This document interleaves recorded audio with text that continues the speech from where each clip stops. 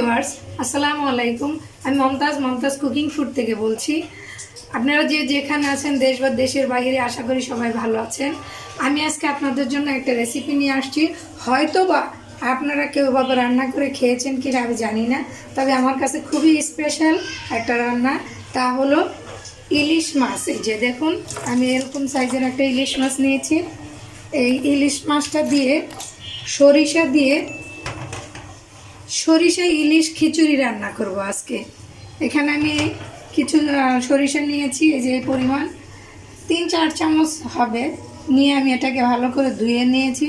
এখন এটাকে আমি পাটার মধ্যে শিল পাটাতে বেটে নেব। তারপরে এটা দিয়ে আমি মাছটা রান্না করে খিচুড়ি রান্না করব। ওটার নাম হলো সরিষা ইলিশ খিচুড়ি। চলুন তাহলে কিভাবে রান্না করা যায় দেখে নেই।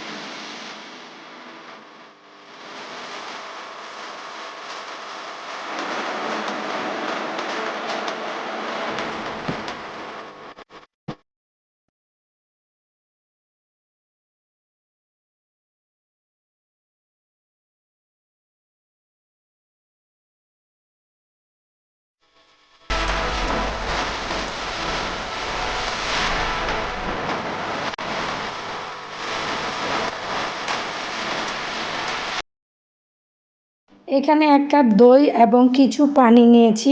এখন এটাকে ভালো করে মিক্স করে এই মশলার সঙ্গে দিয়ে দেব।